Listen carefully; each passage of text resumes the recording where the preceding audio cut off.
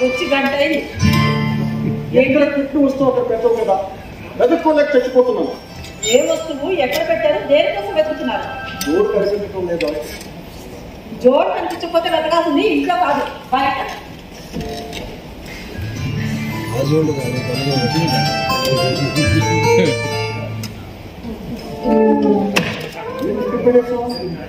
ఇంతసేపు మీరు వెతుకుతుంది ఇదే కదా? నేను వెతికేది కాళ్ళ జోడు కాదు, కళ్ళ జోడు. కళ్ళ జోడు ఎక్కడ పెట్టారా? ఏం చేస్తాం? ఈ మధ్య మీ కళ్ళు బాగా నెత్తికెక్కి మీ కళ్ళు బాగా నెత్తికెక్కే కళ్ళ జోడు పెట్టుకోవాల్సింది కళ్ళకి, నెత్తి మీద కాదు. ఇంకో మర్చిపోయాడు, ఆ మాత్రం నాకు అంత కోపడిపోతే కదా. ఇంకో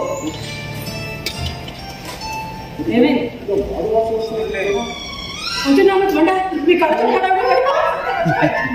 దీనికి మాట్లాడుతూ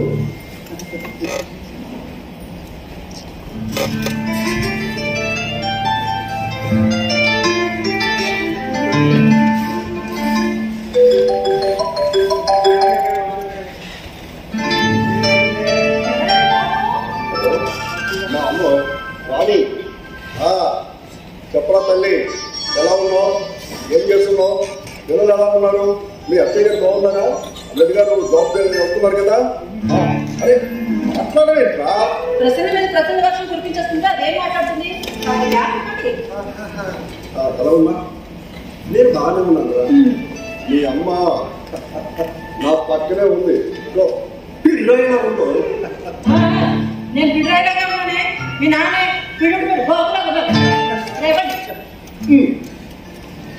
చెప్పమ్మా. బాగున్నా, ఏదో మీరు దూరంగా ఉన్నారన్న బెంగ తప్ప నాకు ఇంకేముంటుంది చెప్పు. అలాగే పిల్లల గారు బాగున్నారా? అవును, ఇప్పుడే కదా మీ నాన్నతో మాట్లాడు, మళ్ళీ మీ నాన్న ఎందుకు పోను? ఒక విషయం చెప్పాలా, అదేంటో నాతో చెప్పు. ఓహో, నువ్వు మీ నాన్న కూర్చో కదా, ఆయన చెప్పు. నా కూతురు చెప్పరా తల్లి, ఏంటో సంగతి? కంగ్రాచులేషన్స్. ప్రయాణం ఎప్పుడు? ఇల్లుండేనా? మరి సామాన్లు ప్యాకింగ్ చేసేసుకున్నారా? సరే సరే, జాగ్రత్త. నేను మళ్ళీ ఫోన్ చేస్తాను. అల్లుడి గారికి చెప్పు నేను కంగ్రాచులేషన్స్ చెప్పానని. మీ అమ్మకి చెప్తాను, నేను చెప్తాను. ఏం చెప్పింది? అల్లుడి గారికి ప్రమోషన్ వచ్చిందమ్మా. అవునా? చాలా సంతోషం అండి. కానీ ఏం లాభం, బ్రాంచ్ మేనేజర్ గా ప్రమోషన్ ఇచ్చి ఢిల్లీ ట్రాన్స్ఫర్ చేసేసారా. అంత దూరం ఎల్లుండే ప్రయాణం. నిజమే, ఏం చేస్తాం, అన్ని ఉన్నప్పుడే చక్క పెట్టుకోవాలి, ఒంట్లో శక్తి ఉన్నప్పుడే సంపాదించుకోవాలి. సరే సరే, ఒకసారి దాన్ని ఫోన్ చేయండి, నేను కూడా మాట్లాడతాను. అమ్మా అమ్మ మాట్లాడుతుందా? హలో, మీ నాన్నగారు అప్పుడే విషయం చెప్పారే. అవును, ప్రమోషన్ వచ్చినందుకు సంతోషంగానే ఉంది, అంత దూరం అంటేనే బాధగా ఉంది. సర్లే, ఏం చేస్తాం, ఎవరి జీవితాన్ని వాళ్ళని. పిల్లల జాగ్రత్త, అల్లుడి గారిని అడిగానని చెప్పు. సరే, ఉంటా.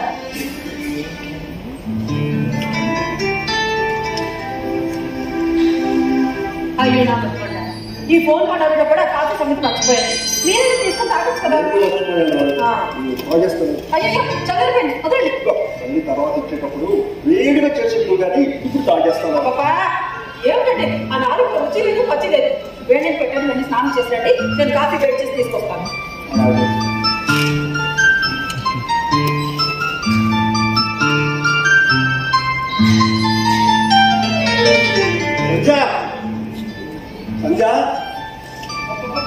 అండి ఏమిటి స్నానం చేస్తున్నామా? తువ్వాలు కనిపెట్టుకోలేదు. దీన్ని ఏమంటారు? మర్చిపోయాను. ఆ మాత్రం దానికి అంత కోపడిపోవాలా? కూడా నువ్వు చాలా నిజంగా చూపిస్తావా? నిజమా? నమ్మాలి. ఈ సటానికే తక్కువ లేదు, వెళ్ళండి. చేయి చేయి కలుపరావే హాయి హాయిగా ఎదురు మనకి సరసాలు ఆడుకోవడానికి మనం ఇంకా చిన్నపిల్లలు ఏం కాదు, మన వాళ్ళ వెతుకుతున్నాం. వాళ్ళకి కావాల్సింది వయసు కాదు, మనసు. అదే చాలా ఉంది. అవునవును, వీటికే తక్కువ లేదు, వెళ్ళండి వెళ్ళండి.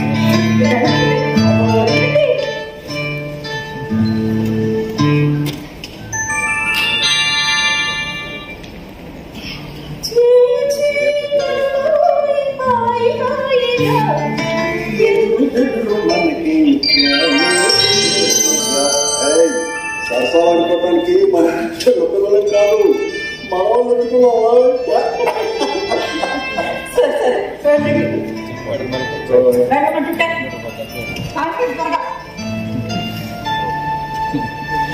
లెటర్ అయిన తర్వాత మరి చిన్నపిల్లలు అవుతాయి.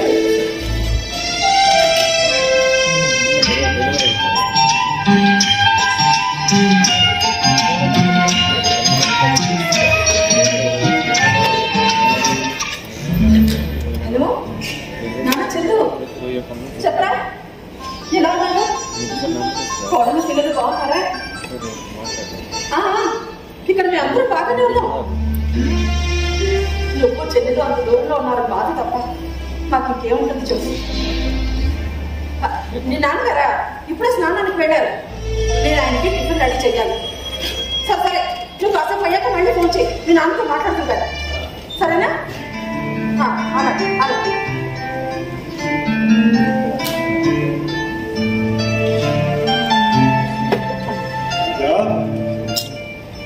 నేను తయారైపోయినా ఆ కాఫీ తీసుకొచ్చావనుకో అలా బ్యాంకు వెళ్ళాలి. ముందు కాఫీ తీసుకొని చెప్తారు.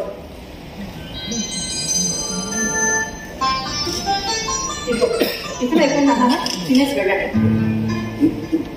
ఇంత టిఫిన్ నేను వెళ్ళాను అన్నట్టు పచ్చిపోయాడు, చెట్టు ఫోన్ చేశాడు. ఏం కదా సంగతి? ఏం లేదు, ఊరికనే పలకరిద్దామని చేశాడు. మీరు స్నానం చేస్తున్నారని చెప్పాను. నేను చేస్తాను. టిఫిన్ తిన్న తర్వాత మాట్లాడచ్చు కదా. అట్లాగే కదా తింటాను లేదు. సరే మీరు మాట్లాడుకోండి, నేను టిఫిన్ చేస్తాను. అమ్మా ఎందు చేసావట?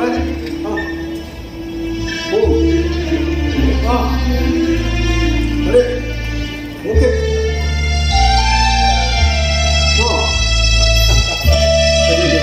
చాలా ఆనందంగా ఉందా?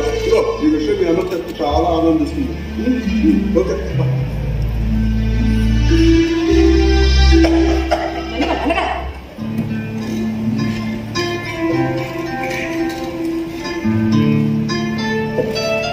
చూడు, నేను బ్యాంక్కి వెళ్తున్నాను, తర్వాత ఫోన్ చేస్తాను. ఓకే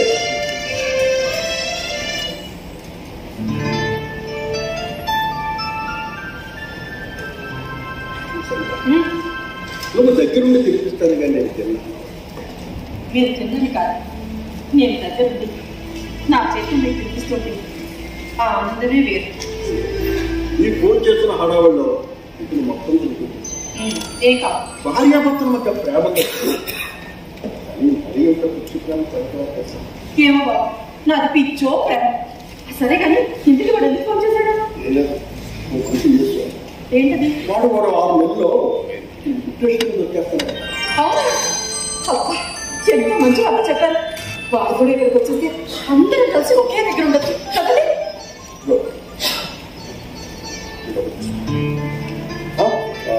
పాలవాడికి, పెరుగు వాడికి, పేపర్ వాడికి అందరికీ సెటిల్ చేశారు. నేను బ్యాంక్ మీద వస్తాను. త్వరగా వచ్చేయండి. అలాగే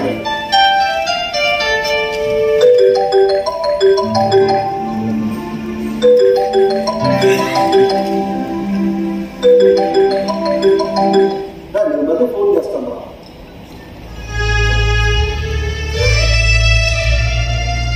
సంజయ్ సంజయ్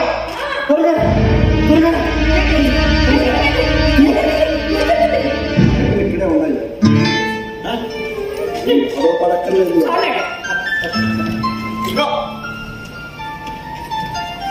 ఏంటి తీరిగ్గా కూర్చొని మాట్లాడుతున్నారా?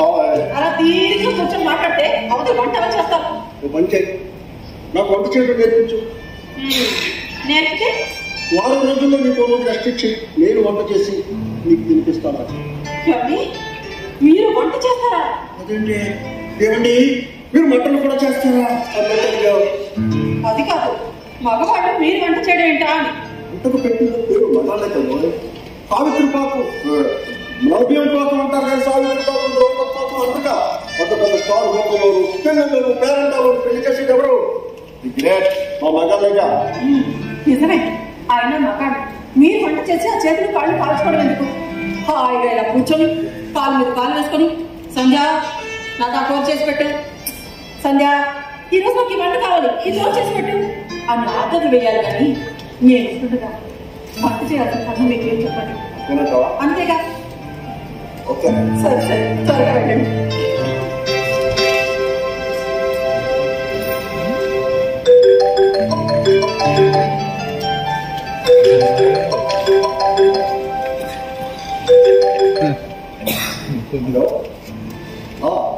నేనే రాఘవని మాట్లాడుతున్నాను. మీరు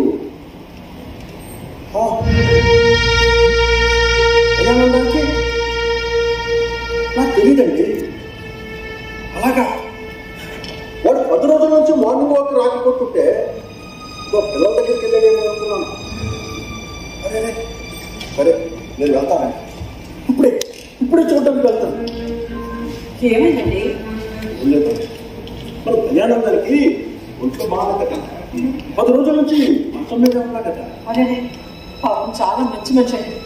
ఎప్పుడు మన ఇంటికి వచ్చినా బాగున్నావా చెల్లెమ్మా అని ఆప్యాయంగా పలకరించేవాడు. నిజమే, కాకపోతే వాటికి బాగిపోయిన తర్వాత బాగా డెవలైపోయాడు. ఆగున్న రోజుల్లో మంచినీళ్ళు కూడా ముంచుకునేది, అన్నీ ఆవిడ చేసేది. అన్నీ ఆవిడ పోయేసరికి చాలా ఇబ్బంది పడిపోతుంది. ఆయన అసలే వచ్చే అమ్మాయికి కూడా గట్టిగా నోరు తెచ్చి ఎవరిని ఏమి అడగరు కూడా. ఒక్క ముక్కలో చెప్పాలంటే వాటి చొక్కా గుండెలు కూడా ఆవిడ పెట్టేది.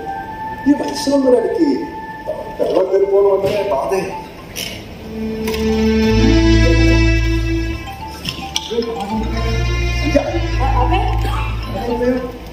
ఏం లేదు, ఆ దేవుడి దగ్గర నుంచి ఎప్పుడో ఒక రోజు పిలుపు తప్పకుండా వస్తుంది.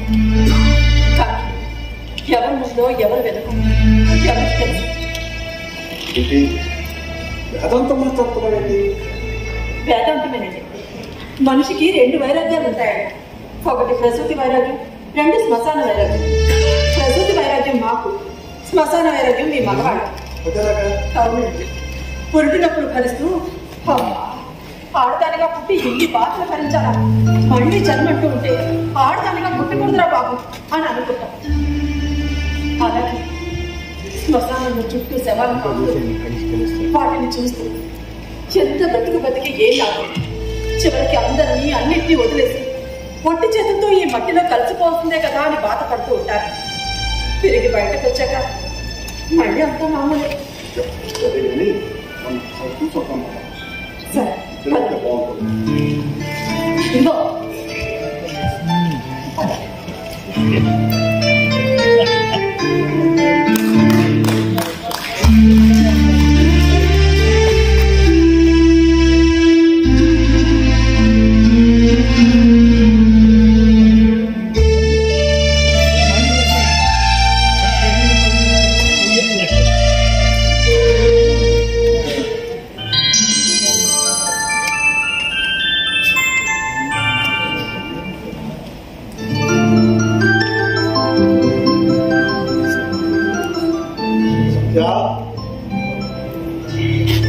కాఫీ తీసుకురా.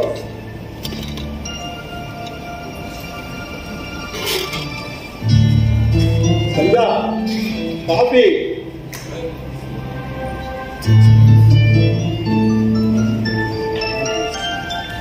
సంధ్య కాఫీ తీసుకురావా.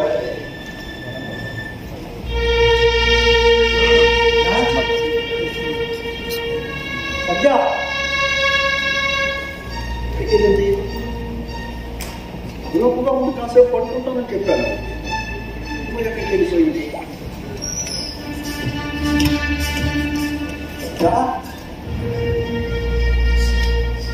చెప్పుకుంటే ఇప్పుడు వెళ్తే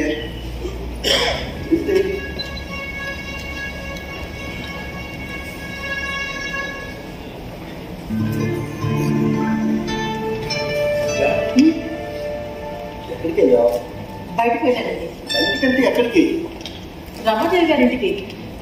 రమాదేవి? ఇదో రమాదేవి అంటే నువ్వు హార్ట్ అటాక్ వచ్చి చనిపోయారే పరమేశ్వరుడు, ఆయన బాగేగా? ఆవిడ ఒంట్లో బాగలేదు, చూడటానికి రమ్మని కబపెడితే వెళ్ళాను. ఇప్పుడు ఎలా ఉన్నాడు? ఏం చెప్పంటారు, కొన్ని పువ్వులు చూడటానికి చాలా అందంగా కనిపిస్తాయి, కానీ వాటిని ముట్టుకోవాలంటే చుట్టూ చాలా ముళ్ళు ఉంటాయి. అలాగే బయటికి ఎంతో గొప్పగా బతుకుతున్నాం అనుకుంటున్న వాళ్ళందరూ వాళ్ళు ఎన్ని బాధలు అనుభవిస్తున్నారో లోపలే దర్చేసుకుంటారు. అయ్యో పాపం. ఇందులో పాపం ఏముందండి, ఎవరు చేసుకున్న కర్మ వాళ్ళు అనిపించక తప్పదు. ఈ మధ్య నువ్వు ప్రతిదానికి వేదాంతంగా మాట్లాడతావు, ఏంటో తెలియదు. ఏం లేదు. బయటికి వెళ్ళేటప్పుడు నాకు చెప్తావచ్చు కదా. ఇప్పుడు ఏమైంది? ఏమైంది? నిద్ర లేక తలనొప్పి వచ్చింది, పడుకున్న తల బద్దలైపోతుంది. కాస్త కాఫీ చేసి తీసుకురావాలి. అక్కడ డికాషన్ పాలు రెడీగానే ఉన్నాయి కదా, కావాలంటే కాస్త కలుపుకోవచ్చు కదా. నా కాఫీ చేతకాదు. చేత కాకపోతే నేర్చుకోవాలి. ఇప్పుడు నేర్చుకుని చదువుతుంది ఈ వయసులో. నేర్చుకుంటే తప్పేముంది, ఎప్పటికైనా ఉపయోగపడుతుంది కదా. నువ్వు నా దగ్గర ఉంటుండగా కాఫీ నేర్చుకోవాల్సిన అవసరం నాకేంటో అని. నేను పోతే ఎక్కడికి? అదే అక్కడికి వెళ్తే అక్కడికి. నేను పోతే అనేది అమ్మాయి దగ్గరకో అబ్బాయి దగ్గరకో నేను వెళ్తే అని. ఎక్కడికి వెళ్ళా అబ్బాయి దగ్గరికి వెళ్ళి అమ్మాయి దగ్గరికి నేను నీ అన్న వచ్చేస్తానుగా. వచ్చేస్తా ఇల్లు వాటిని వదిలిపెట్టి ఇంట్లో ఎవరు చూసుకుంటారు? అందుకే ఈ ఇంట్లో కొన్ని మార్పులు చేయాలనుకుంటున్నాను. సరేవయ్యా, బాగా వెళ్ళి అడగడం. ఆ మార్పులో భాగమే ఈ కాఫీ కాదు. కాఫీ ఇవ్వు, తర్వాత నేను ముందు ఎలా కలపాలి నేర్పుతాను.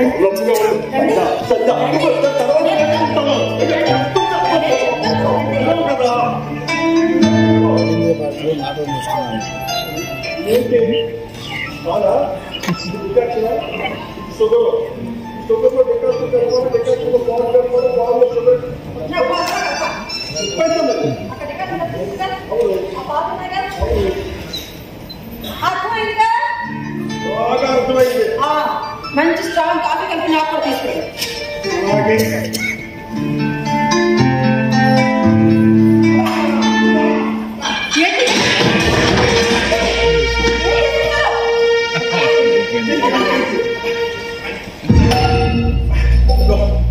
పెడుతుంటే పాలు పాలు పాలు చేతి మీద పచ్చి కాలిపోయిందో. అయ్యో, అనవసరంగా గిన్నెడు పాలు నేర్పాలి చెప్పేసారు. ఇలాంటి పనులు నాకు అప్పటి పొద్దు నాకు చేత కాదు అని చెప్పేది. చేత కాకపోతే నేర్చుకోవాలి అని చెప్తున్నా. పిచ్చి పట్టింది. పిచ్చ పట్టింది. పొద్దున్న లేచి దగ్గర నుంచి ఇంట్లో అన్ని పనులు నేను ఒక్కదాన్ని అని పట్టు లేకపోతే ఖాళీగా ఇంట్లో కూర్చుంటారు. ఒక్క పనులు కూడా సాయం చేయదు. చూడండి, మీ కళ్ళజోళ్ళ దగ్గర నుంచి కాళ్ళజోళ్ళ వరకు బ్రష్ మీద పేస్ట్ అన్ని నేనే అందించాను. నాకు వయసు పెరుగుతుంది, అన్ని పనులు చేయాలంటే నా వల్ల కాదు.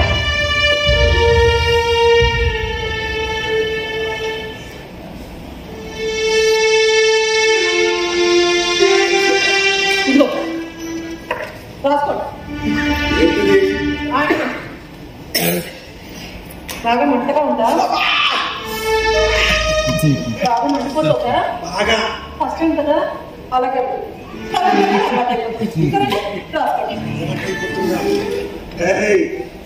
అలవాటైపోతుందా? తానే మారినా నన్నే మార్చెనా తానే తెన్నులే నీ బ్రతుకు గీతీరాయనా. తప్పు లేదు. నేను బాధపడుతుంటే నా బాధ నీకు సెటర్ లాగా అనిపిస్తుందా?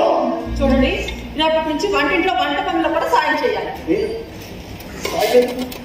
వంట చేయడం నేర్పాయి, నేను వంట చేస్తాను. నువ్వు కాలు మీద కాలేజీకి రాలి కూర్చొని తిందు. అలాగే ఇందులో తప్పేమండి? ఎంతకాలం నేను వండి వచ్చాను, మీరు తిన్నారు. ఇప్పుడు మీరు అంటారు, నేను తింటాను. అందులో తప్పేమండి? నాకు మనం వంట చేయడం నేర్పు అన్నా. ఏమన్నా వంట చేసే కర్మ నీకెందుకండి అన్నా. ఇప్పుడేమో మీకు వంట చేస్తాను చెప్తారండి అంటున్నాను. ఏం జరిగింది? అప్పుడు చాలా బాగుంది, పర్వాలేదు అనుకున్నారు, అలా అన్నారు. ఇప్పుడు నా కర్మ రకాలది, అందుకే వంట చేయడానికే కాలు చేతులు కాసుకోవడం నీకు సిద్ధంగా లేదు.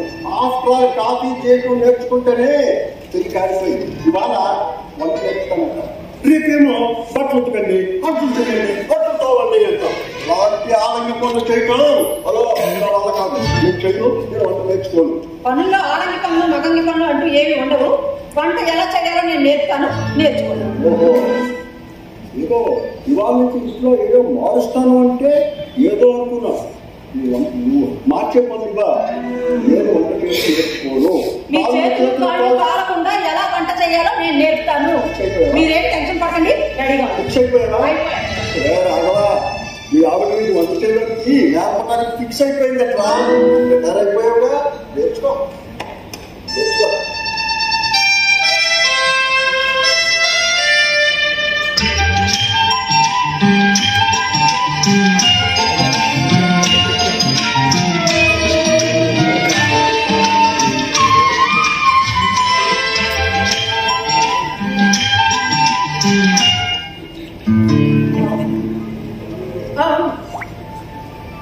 అవునా, ఎక్కడా? సరే సరే సరే, నేను ఎప్పుడు వస్తున్నా. అదే మళ్ళీ ఎక్కడికా? బయట పని. ఎక్కడికి బయట పడంటే? నేను వెళ్ళొచ్చాక చెప్తాను. చూడండి, అక్కడ భోజనం అంతా రెడీ చేసి పెట్టేశాను. సాంబారు కూర అన్ని రెడీగానే ఉన్నాయి. ప్లేట్ కూడా పక్కనే పెట్టాను. పెరుగు వేరే గిన్నెలోకి తీసి పెట్టాను. మీకు ఆకలిస్తే పెట్టుకొని తినండి.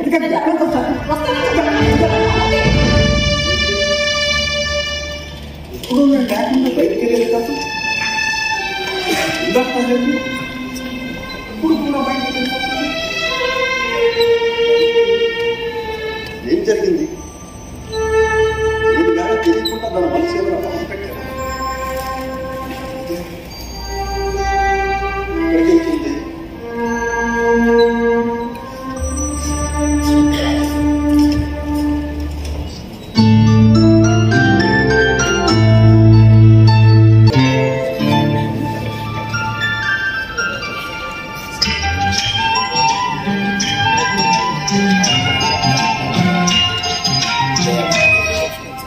హలో, నేను బయలుదేరుతున్నాను. ఒక అరగంటలో అక్కడ ఉంటాను. మీరు వచ్చేయండి. సరే సరే, అలాగే.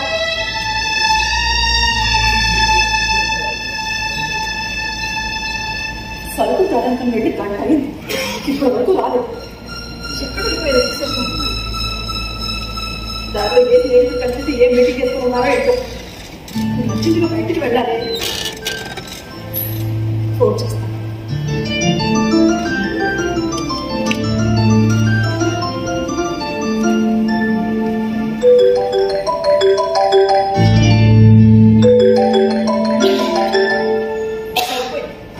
నా కర్మకు ఫోన్ ఇంట్లోనే వదిలేసి వెళ్ళిపోయారా?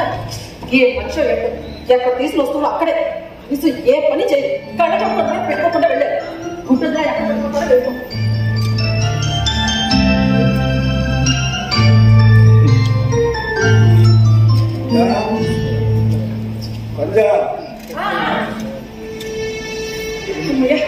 వచ్చేసారా? ఇంతసేపు రాకపోయేసరికి ఎంత కంగారు పడిపోయానో తెలుసా? తప్పడిపోతాను అనుకున్నావా? తప్పుకోవడానికి నేను చిన్నపిల్లని కాదు. తప్పిపోతారని కాదు, ఏమైపోయారో అని. ఆయన బయటకు వెళ్ళేటప్పుడు ఫోన్ తీసుకోవాలని కూడా తెలియదా? తెలుసు, కానీ ఈ మధ్యన వంట పని, ఇంటి పని, ఇలాంటి పనులన్నీ నేర్పేశావు కదా. ఆ హడావులపై ఏం తీసుకెళ్తున్నానో, ఏం పట్టుకెళ్తున్నానో నాకే అర్థం కావలేదు. పూర్తిగా బతిబట్టి వచ్చేసింది తమ పై వల్ల. మంచిగా తీసుకురా.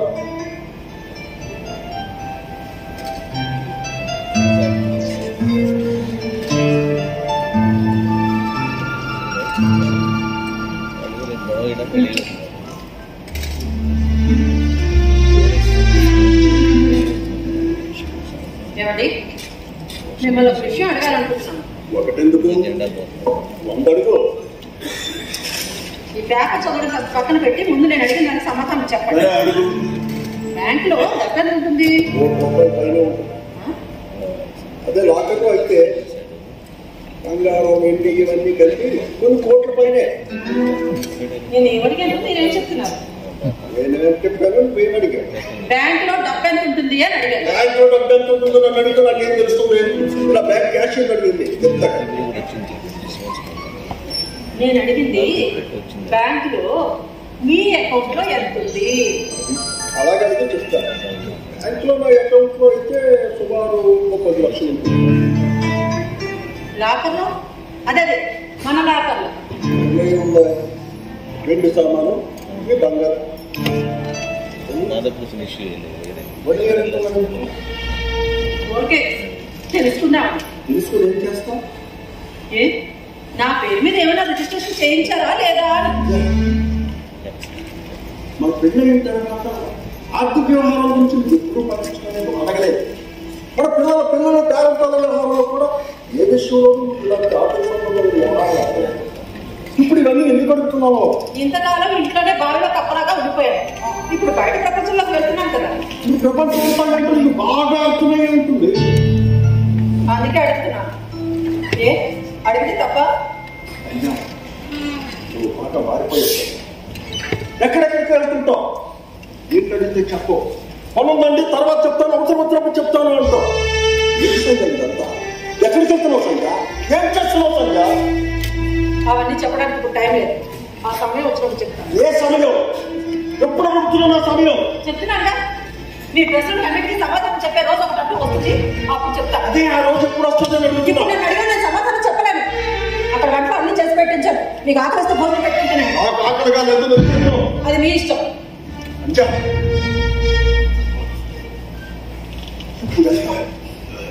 ఎప్పుడో సాయంత్రం వస్తాం. అప్పటి నుంచి ఇప్పుడు వరకు ఒంటరితోనే వంటకాలన్నాడు మీరు కూడా బయట తిరగండి. ఎంత తిరిగే ఊరు నాకు లేదు. మిమ్మల్ని ఇంటిని అంటి పెట్టుకొని మీకు చాకరీ చేసేంత ఓపిక తింటే నాకు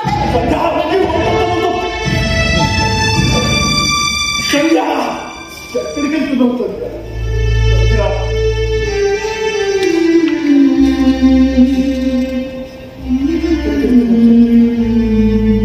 ఏం చేస్తున్నావు సంధ్య?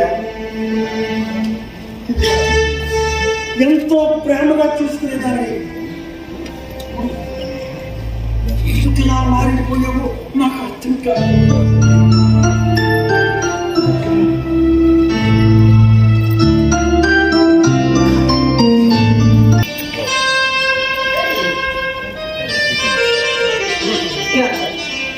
నా చేతిలో మీకు దగ్గర నుండి చూపిస్తూ ఉంటే ఆ ఆనందమే లేదు. ఆ ఆనందమే లేదు. ఆ ఆనందమే లేదు. ఆ ఆనందమే లేదు. సంధ్య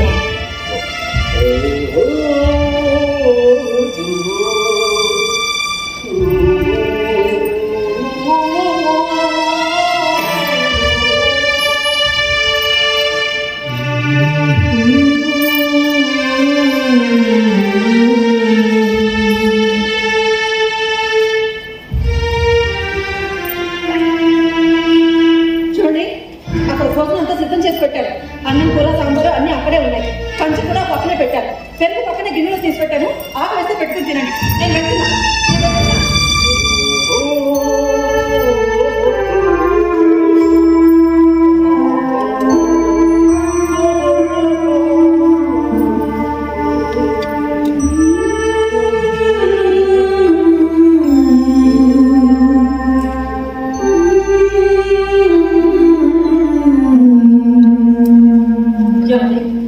వంట చేయాల్సినంత కర్మ మీకు ఏమొచ్చి చెప్పండి.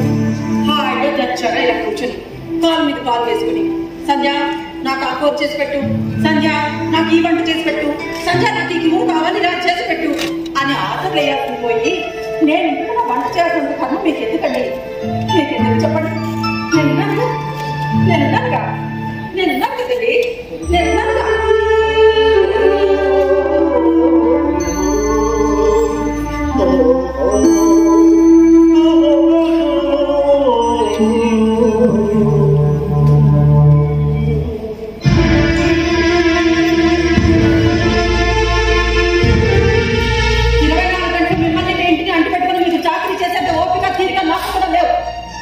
అక్కడ రెడీలోనే అన్ని పెట్టుకుంటున్నాను.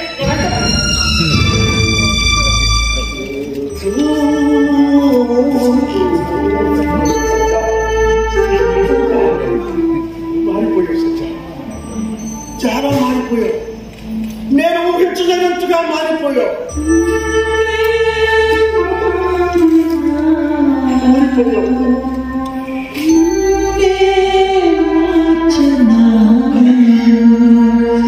మనసును అర్థం చేసుకునే మనసులో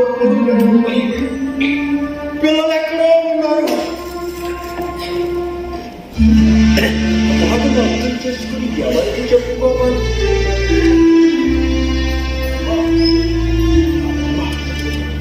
మా అమ్మ నా కూతురుగా నా కూతురు చెప్తా.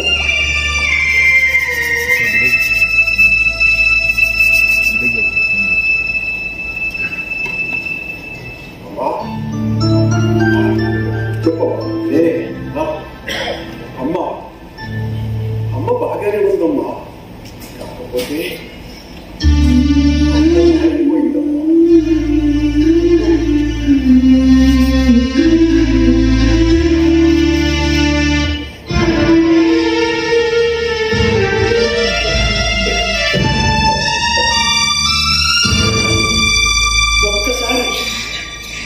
ఒక్కసారి వస్తావా అమ్మా? నీతో చాలా చెప్పుకోవాలమ్మా. ఈ తల్లి మనోవేదన ఒక్కసారి వస్తావు కదా?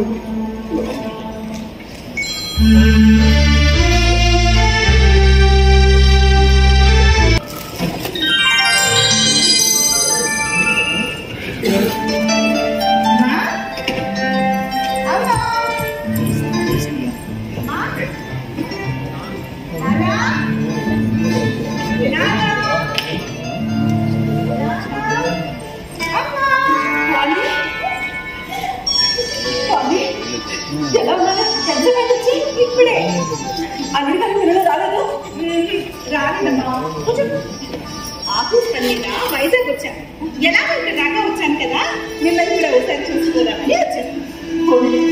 కనీసం ఇలా నేను చూడగలిగాను. నాన్నగారే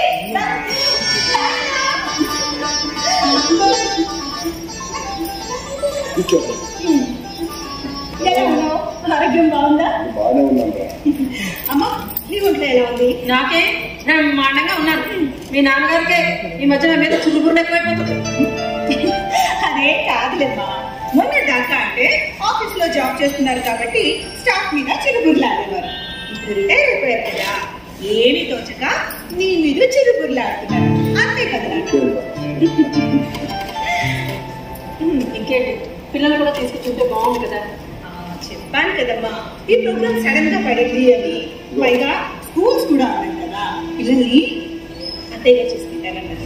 అయినా వాళ్ళు కూడా వచ్చింటే బాగుంది కదా, సంతోషించావు. అలా మాట్లాడతావా? లేకపోతే దాన్ని నువ్వు ఫ్రెష్ అయినా నీకు మంచి కాఫీ తెచ్చి తీసుకొస్తాను నేను. అదేంటి నాకు మీరు కాఫీ కలపడం? అది మీ నాన్న కాఫీ కలపడం పెట్టి జాబ్ చేస్తున్నాను.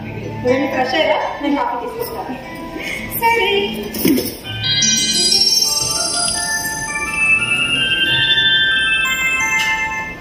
మీరు కాఫీ కలపడం ఏంటో కాఫీ చేయడం వంటలు నేర్పేశావుగా. నా కూతురు ఈ రోజు నా చేతితో కాఫీ ఇచ్చి నా టాలెంట్ ఏంటో చూపిద్దామని. అది నేను లేను. నా చేతితో ఇవాళ నా కూతురు కాఫీ ఇచ్చే అవకాశాన్ని పోగొట్టేశావు కదా. మంచి ఛాన్స్ మిస్ అయిపోయింది.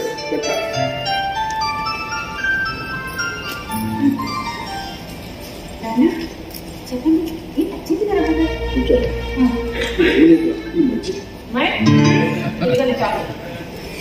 Thank you.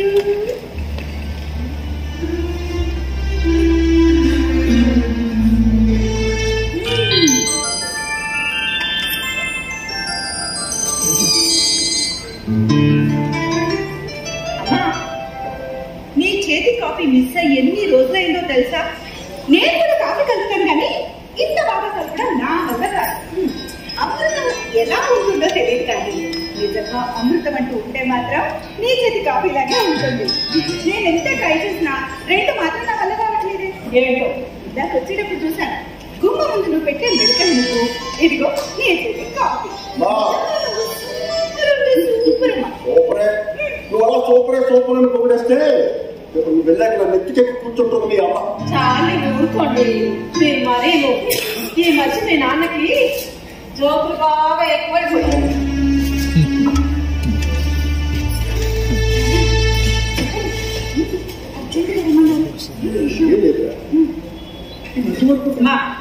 నాకు అర్జెంట్ పని ఉంది, నేను బయటకు వెళ్తున్నాను.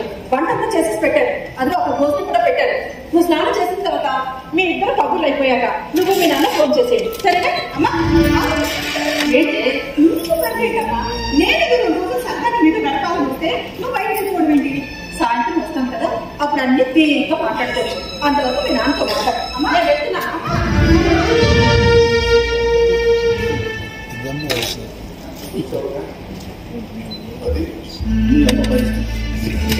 ఎక్కడికి వెళ్తుందో తెలియదు.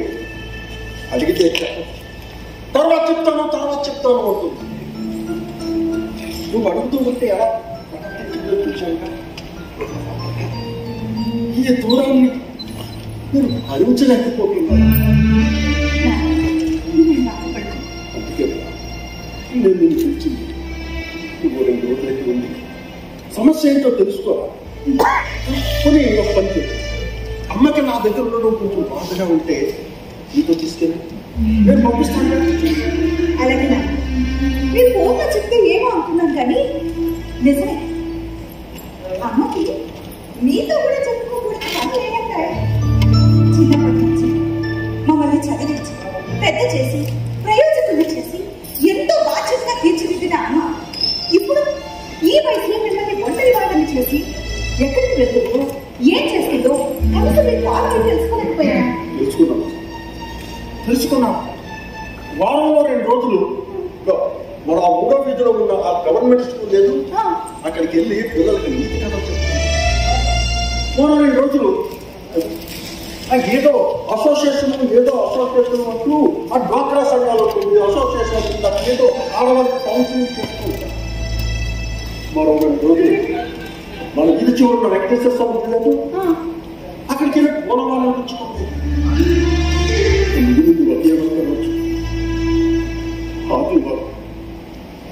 ఇంటి దగ్గరే ఉంటుంది. ప్రతి చిన్న విషయానికి నాతో పాత్ర. ఈ వయసులో ఒకరికొకరు దగ్గర ఉండి ఆనందించవలసిన ఈ వయసులో మీ అమ్మ దూరం కాదు. భరించలేకపోతున్నాను. అమ్మ ఎందుకో మీతో ఏదో చెప్పుకోలేకపోతుంది అనిపిస్తుంది. అదేంటి నేను తెలుసుకుంటాను. మీకు మీ మనసుకి దూరమవుతున్న అమ్మను దగ్గర చేసిన తర్వాతే నేను ఊరికెళ్తాను. చూడండి ఈ మనోవేదనతో చిన్నప్పుడు మా పెళ్ళైన తర్వాత ఏదైనా సమస్యలు వచ్చినప్పుడు మా అమ్మాయి దగ్గరికి ఆ సమస్యలు తెచ్చి దూరంగా ఉన్న మమ్మల్ని దగ్గర చేసేది.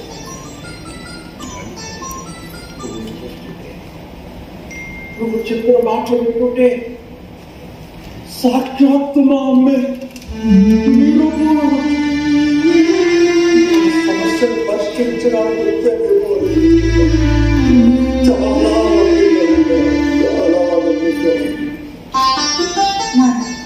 ఈ ఆలోచనలో పడి మీరు తృప్తిగా కడుపు నిండా భోజనం చేసి ఎన్ని రోజులైందో కదా. అందుకే ఈ రోజు మీ అమ్మలాగా నేనే స్వయంగా అన్ని కలిపి మీకు తినిపిస్తాను.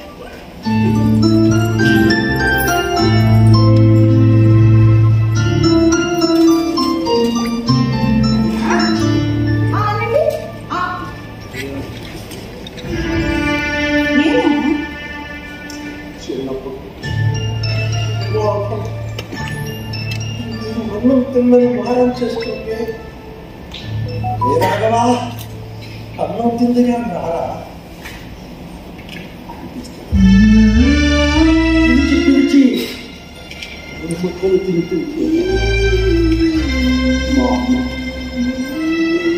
రాఘవా అన్నం తిందు కానీ రారా.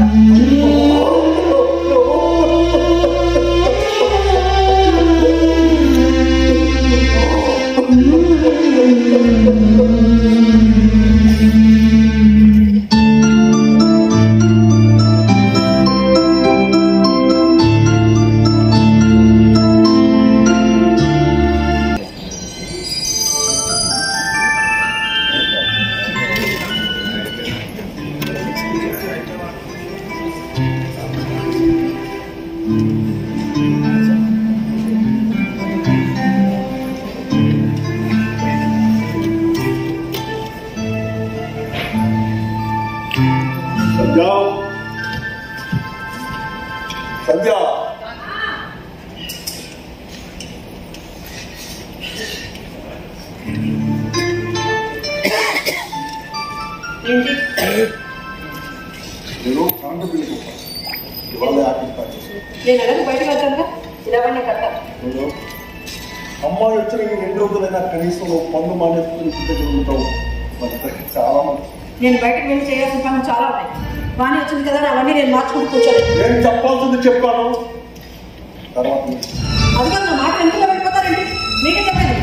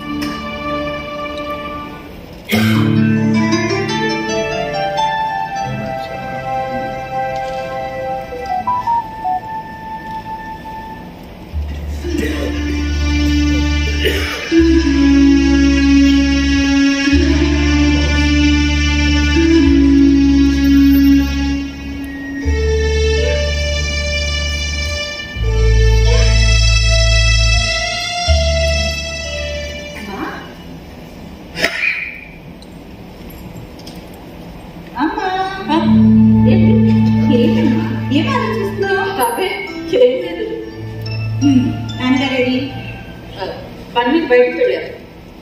ఏదో ఆలోచిస్తూ నీళ్ళ నువ్వే బాధ పెడుతున్నట్టున్నా. అదే అదే లేదే. నేను మాట అడిగినా అడుగు.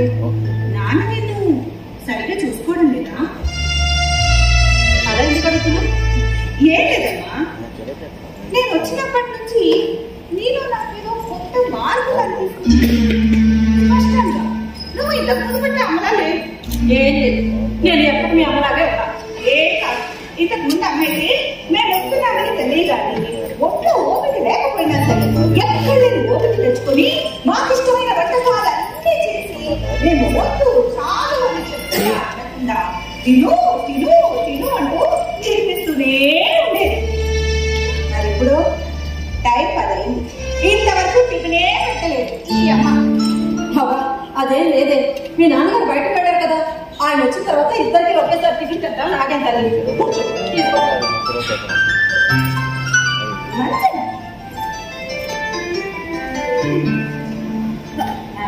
నువ్వు ఒకటి కట్టడానికి వెళ్ళాను. ఏదో లేకపోతే వచ్చాను. ఇప్పుడు ఏదో మాట్లాడుతున్నాగా నేను లోపే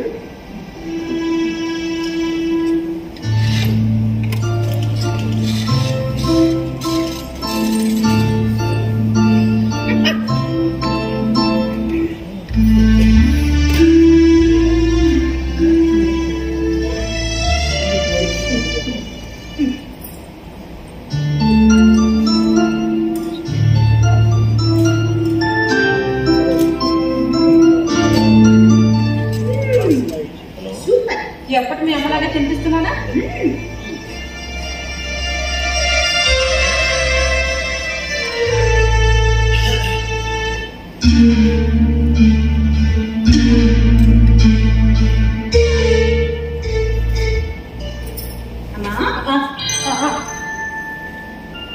చూడమ్మా, మనిషి ఎంత కష్టాన్నైనా భరించగలడు, ఎంత ఆనందాన్నైనా అనుభవించగలడు.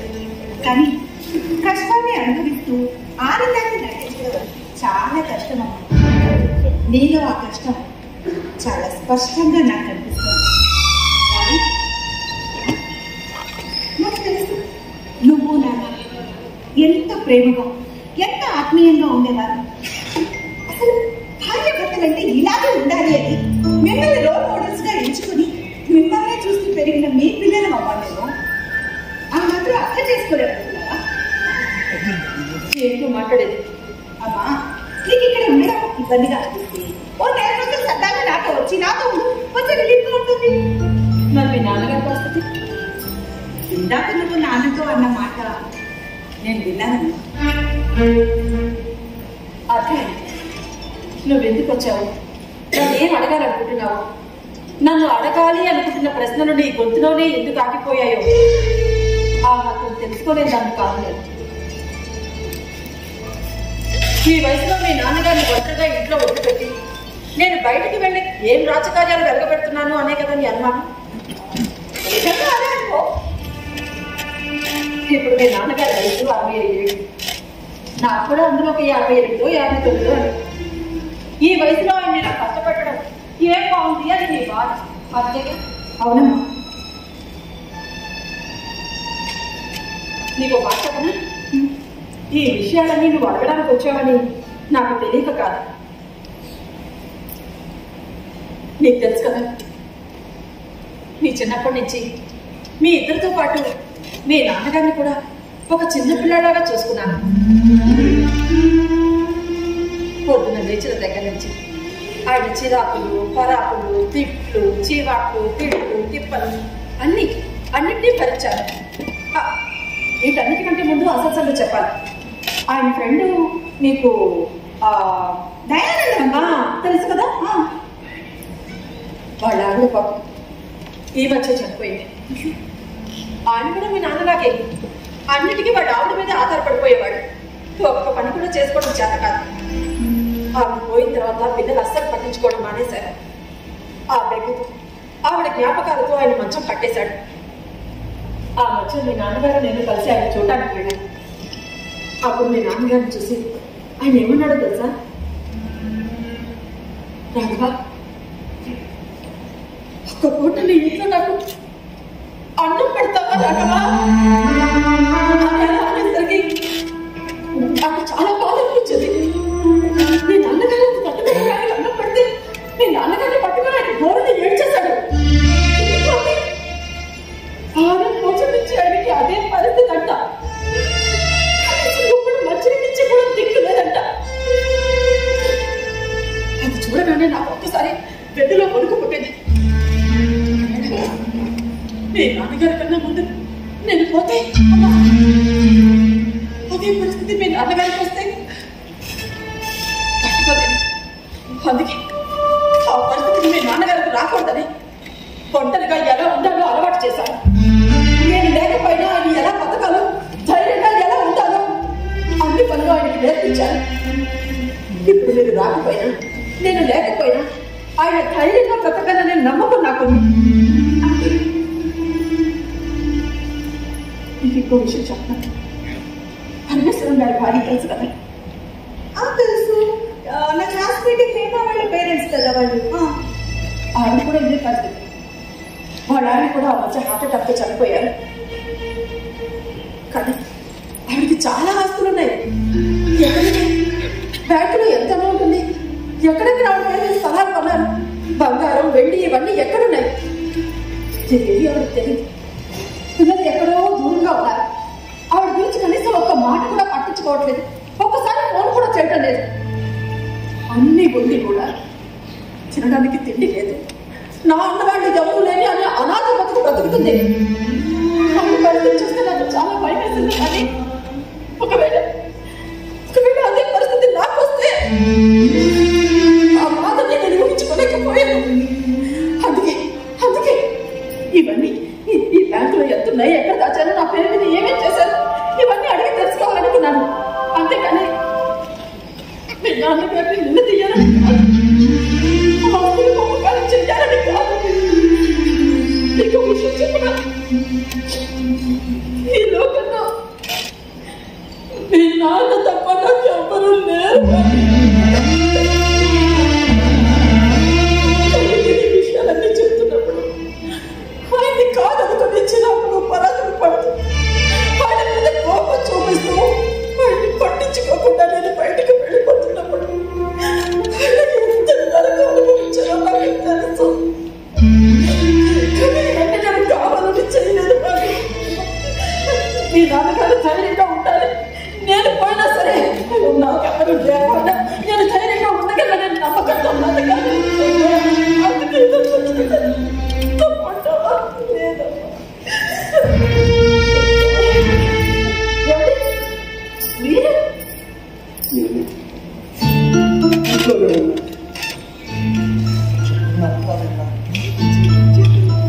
లేకపోతే ఒకడే లేదా? మరి ఎందుకు సంజానాన్ని నా బాధ పెట్టారు? ఈ విషయం నేను చెప్తే మీరు ఎలా తీసుకుంటారో నాకు తెలుసు. చాలా తేలిక తీసి పాలిస్తారు. అందుకే నా సమస్యని నేనే పరిష్కరించుకోవాలనుకున్నాను. నా మనసుకి తృప్తి కోసమే ఆ వ్యాపకాలన్నీ పెట్టుకున్నాను.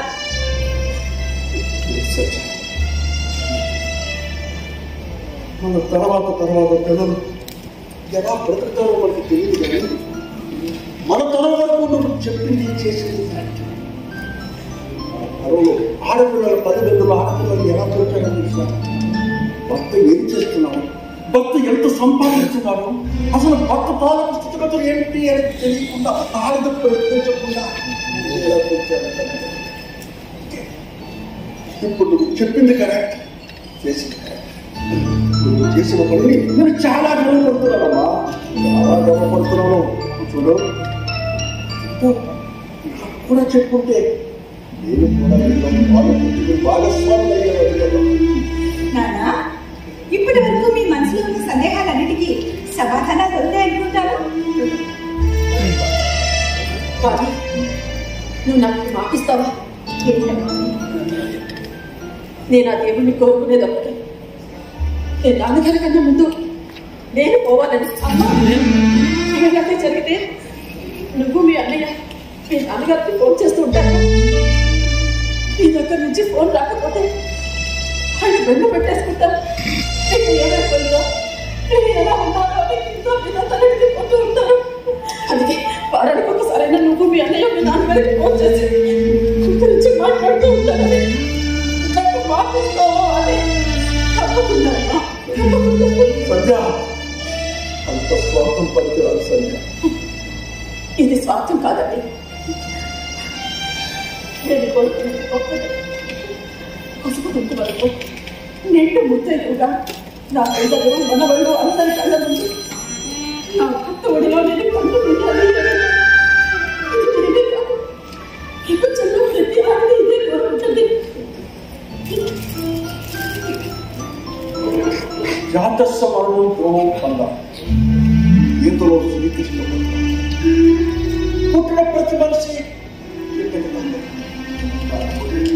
ఒక ముందు అన్నది మన తొలి సంఖ్యలో మనకి తెలియకుండానే తొలి సంఖ్య హాయిగా ఆనందంగా పొరగంగా ఆనందంతో గడిచిపోతుంది. కష్ట సుఖాలు మనకు తెలియదు కానీ మనసరికి చేరుకునేసరికి ఎన్నెన్నో ఒడిదుడుకులు, ఎన్నెన్నో గాఢవాళ్ళు సులుగుంటారు.